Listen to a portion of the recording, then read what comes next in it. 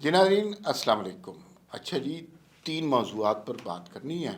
پہلی بات تو یہ ہے کہ یورپین یونین، برطانیہ، امریکہ کو اچانک یہ فکر کیوں پڑ گئی ہے کہ ملٹری ٹرائل ہو رہے ہیں یہاں پر اور 25 بندوں کو سزا ہو گئی ہے۔ ان کا اس معاملے سے کیا لینا دینا ہے، اس پر ہم بات کریں گے۔ دوسری بات یہ ہے کہ وزیر اعظم پاکستان نے پہلی دفعہ ان چیزوں کا جواب دیا اور شہباز شریف نے نعرہ لگایا کیا ہم کوئی غلام ہیں، اس پہ بات کریں گے۔ تیسرا ایک فافن کی رپورٹ آئی ہے، اس حوالے سے بھی کچھ بات کریں گے۔ تو یہ 3 موضوعات آج ہوں گے۔ پہلے آپ سے درخواست یہ ہے کہ آپ اس چینل کو سبسکرائب کر لیں اور بیل آئیکن کو پریس کر لیں تاکہ جو بھی خبر ہو یا ویڈیو ہو سب سے پہلے آپ کے پاس پہنچے۔ اب بات کرتے ہیں کہ ملٹری کورٹس نے فیصلہ دیا، 25 افراد کو سزائیں دی۔ کوہرام ہی مچ گیا ہے دنیا بھر میں، جیسے دنیا کے سارے مسئلے ختم ہو گئے ہیں اور ایک مسئلہ باقی رہ گیا ہے، اور وہ ہے کہ پاکستان میں ملٹری کورٹس نے سزائیں دی ہیں۔ دنیا میں بھوک ہے، قحط ہے، فلسطین کا مسئلہ، کشمیر کا مسئلہ، بے روزگاری ہے، خودکشیاں لوگ کر رہے ہیں، خوراک کی قلت ہو رہی ہے، پانی کی کمی ہو رہی ہے، لیکن لگتا ہے دنیا کے پاس صرف ایک مسئلہ ہے، اور وہ یہ ہے کہ بنیادی طور پر کہ پاکستان میں ملٹری کورٹس نے کیا سزائیں دی اور کیوں سزائیں دی۔ کوئی دھمکیاں دے رہا ہے، کوئی ریکویسٹ کر رہا ہے۔ امریکہ سے پہلے لیٹر آ گیا، پھر 60 بندوں کا لیٹر آ گیا اور کانگریس مین کا لیٹر آ گیا، پھر اس کے بعد یورپین یونین کی سٹیٹمنٹ آ گئی، پھر اس کے بعد برطانیہ سے بھی اس طرح کی خبریں آنا شروع ہو گئی۔ تو اس کا مطلب ہے کہ دنیا ساری کو فکر ایک ہی ہے کہ آگے عمران خان کا ٹرائل بھی ملٹری کورٹ میں ہوگا تو بنے گا کیا۔ تو اس کا مطلب ہے، اور پاکستانیوں کو اتنا کوئی فرق نہیں پڑا کہ ملٹری کورٹ میں ٹرائل ہوا ہے یا جہاں مرضی ہوا ہے، اس لیے کہ پاکستانیوں کی سچویشن ڈیفرنٹ ہے۔ انہیں پتہ ہے اس ملک میں کیا ہوتا ہے، انہیں پتہ ہے یہاں عدالت میں، سول عدالت میں کیس جائے 20 سال تک کیس کا فیصلہ نہیں ہوتا۔ آپ انتظار کرتے رہتے ہیں کیا فیصلہ ہوا، گواہان ہی نہیں پیش ہوتے 20 سال تک، فیصلہ تو دور کی بات، نسلیں گزر جاتی ہیں، مٹ جاتی ہیں، اس کے بعد کہیں جا کے کسی ایک کیس کا فیصلہ ہوتا ہے۔ ملک میں انتشار ابھی ہے، لڑائی ابھی لگی ہے، آگ ابھی لگائی گئی ہے، آپ فیصلہ برسوں کے بعد کرتے ہیں۔ تو یہ سسٹم انہیں سمجھ ہی نہیں ہے کہ پاکستان کی کورٹس کس طرح کام کرتی ہیں۔ سپیڈی کورٹ، سپیڈی ٹرائل نہیں ہو سکتا یہاں پر۔ دوسری بات یہ ہے کہ عمران خان کے جرائم کیا ہیں۔ پی ٹی آئی، یہ جن لوگوں کو سزا ملی ہے ان کے جرائم تو بڑے واضح ہیں۔ انہوں نے جرم کیا بنیادی طور پر فوج کے خلاف۔ بھئی کور کمانڈر ہاؤس شہباز شریف کا تو نہیں ہے نا، جی ایچ کیو میں آصف علی زرداری اور نواز شریف تو نہیں بیٹھتے، یا جو شہید ہوئے ہیں ان کا تعلق جماعت اسلامی سے تو نہیں ہے، وہ تو فوج کے شہداء کی یادگار تھی۔ ان کو آپ لگاتے ہیں آگ، ان پر آپ برساتے ہیں پتھر، فوج کے جوانوں کی جیپ کے اوپر آپ کرتے ہیں سنگ باری، اور پھر کہتے ہیں کہ ہمارا ٹرائل سول کورٹ میں ہو۔ یار یہ عجیب سی بات نہیں ہے؟ سمجھ نہیں آ رہی کہ یہ کیا ہو رہا ہے۔ اور یہ وہ لوگ کہہ رہے ہیں جو کسی زمانے میں کہا کرتے تھے کہ اگر وزیر اعظم کا فون ٹیپ ہوتا ہے تو اس سے تو بڑی اچھی بات ہے، پتہ چلنا چاہیے وزیر اعظم کیا کر رہا ہے۔ یہ عمران خان صاحب کی سٹیٹمنٹ ہے۔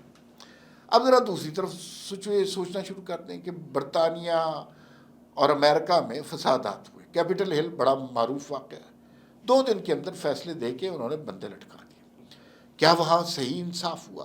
کیا انصاف کے تمام تقاضے پورے ہوئے؟ کیا وہاں پر شواہد، ثبوت، گواہ سب کچھ موجود تھا؟ نہیں، انہوں نے سبق سکھانا تھا، انہوں نے 2 دن کے اندر فیصلے کیے۔ برطانیہ میں رائٹس ہوئے، انہوں نے کسی نے ٹویٹ کیا، کسی نے لائک کیا، اس کو بھی سزا دے دی سالوں کی۔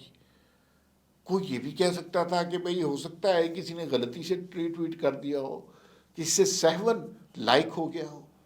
نہیں، انہوں نے 2 دن کے اندر بندے سارے اندر کر دیے۔ جس نے رائٹس کیے، جس نے لوگوں کا مال لوٹا، ہر جگہ کیمرے موجود تھے، ان کے چہرے شناخت کیے، ان کو پکڑ کے اندر کر دیا۔ اب مجھے بتائیں کہ ہم اس پہ یورپین یونین کچھ بولی؟ اس نے کہا یورپین یونین نے کہ بھئی اس طرح کے آپ ٹرائل نہیں کر سکتے۔ کیا پاکستان وہ جو انصاف انہوں نے کیا جس میں یقیناً سکم ہوں گے اس پر اعتراض کر سکتا ہے؟ کیا پاکستان برطانیہ میں ہونے والے انصاف پر اعتراض کر سکتا ہے؟ تو اس لیے نہیں کر سکتا کہ یہ ان کا اندرونی معاملہ ہے. وہ اپنے ملک میں انتشار پھیلانے والوں کو، آگ جلانے والے کو، تباہی کرنے والوں کو کس طرح سزا دیتے ہیں، اس کا پاکستان سے کیا تعلق ہے؟ اب اسی صورتحال کو الٹ کے دیکھ لیں. پاکستان ایسے لوگوں کو سزا دیتا ہے جن کے بارے میں تمام تر ثبوت موجود ہیں. ان کے ساتھ ان کا فیصلہ جلدی میں نہیں کیا گیا، بہت ٹھوک بچا کے، ہر قاعدے قانون کو ملحوظ خاطر رکھ کے، ثبوت، گواہان، ویڈیو فوٹیج، ٹویٹ، سب کچھ اکٹھا کر کے، سوچ سمجھ کے، تمام قانونی تقاضے پورے کر کے اس کا فیصلہ دیا گیا. تو اس پہ یورپین یونین کو جو ہے وہ ان کا دل چاہ رہا ہے کہ پاکستان میں ملٹری کورٹس میں ٹرائل. اور خوف کیا ہے؟ خوف یہ ہے کہ عمران خان کا ملٹری کورٹ میں ٹرائل ہوگا. عمران خان کی مدد کو کون آ رہے ہیں؟